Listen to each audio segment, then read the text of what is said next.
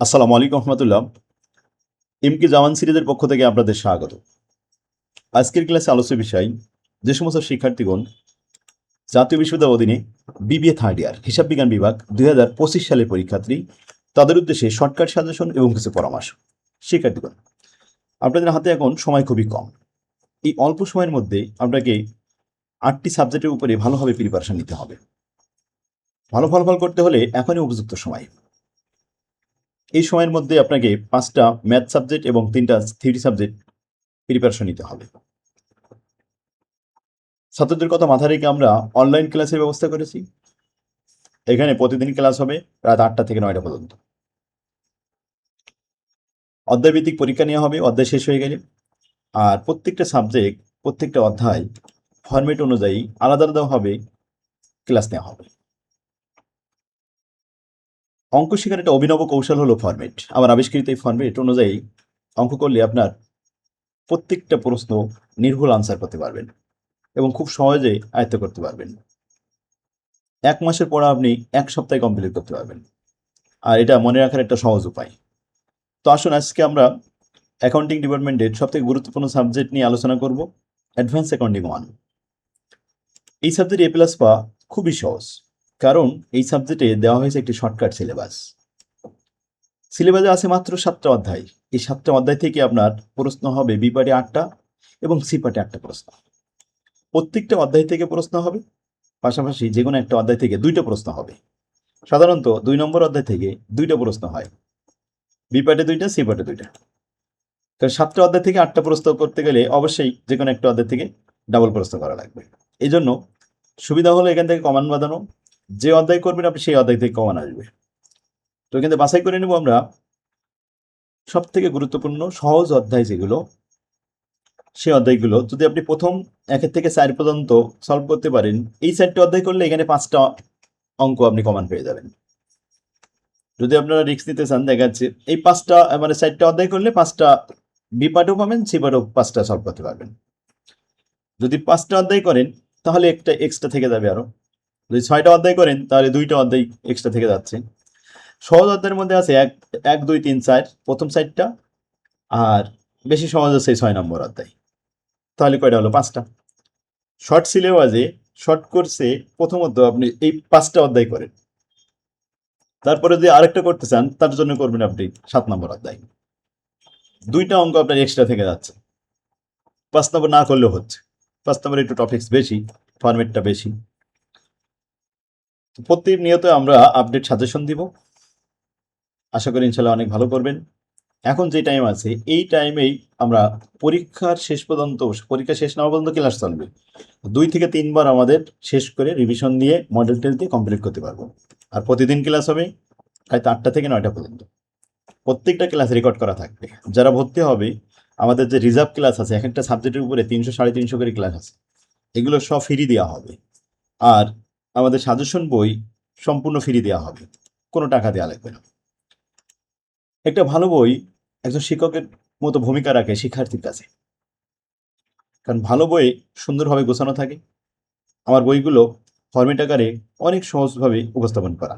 এটা আপনি ইউটিউব চ্যানেলে আমার এমকে জামান স্যার যে চ্যানেলটা আছে ওখানে চেক করে দেখতে পারেন যে আমি কীভাবে দেখাইছি। দেখুন, প্রথম 1 নম্বর অধ্যায়, 1 নম্বর অধ্যায়ে অনলি 2টা ফরম্যাট আছে, 2টা নিয়মের অঙ্ক আছে সিলেবাস আমাদের। এই 2টা নিয়মের মধ্যে পরীক্ষা আবার আসে মাত্র একটা নিয়ম থেকে, 1 নম্বর ফরম্যাট থেকে অঙ্ক আসে।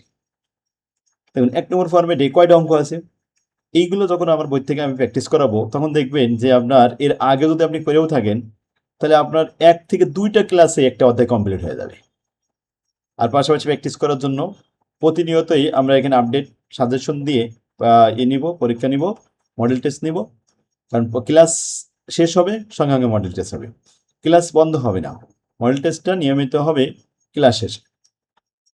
তো এভাবে ফরম্যাট অনুযায়ী প্রত্যেকটা অধ্যায় সাজানো আছে। যেমন 2 নম্বর অধ্যায়, এখানে আপনার 2টা ফরম্যাটে ভাগ করে দেওয়া আছে। 2-2 cash flow statement, cash flow statement 3টে ফরম্যাটে ভাগ করে দেওয়া আছে, 3 ধরনের অঙ্ক আছে। এবার 3 নম্বর অধ্যায়, এর প্রত্যেকটা অঙ্কগুলো 3 নম্বর অধ্যায়ে মাত্র 2টা ফরম্যাট, 4 নম্বর অধ্যায়ে মাত্র 2টা ফরম্যাট, 5 নম্বর অধ্যায়ে 5টা ফরম্যাট। এরপরে আছে 6 নম্বর অধ্যায়, 7 নম্বর অধ্যায়। প্রত্যেকটা অঙ্ক অনেক সহজ করে উপস্থাপন করা হয়েছে এবং বোর্ড প্রস্তুত সব সলভ করে দেওয়া আছে। শেষ ভালো তার, সব ভালো তার। আপনি যদি অন্য জায়গায় একবার সিলেবাস শেষ করেও থাকেন, তারপরেও আমাদের সাথে আপনি যোগাযোগ করুন। আশা করি অনেক ভালো করতে পারবেন শেষ সময় এসে। আর আমার চ্যানেলের ক্লাসগুলো একটু দেখবেন, কারণ ছাত্ররা অনেক সময় অঙ্ক শেষ করেও নির্ভুল আনসার করতে পারে না।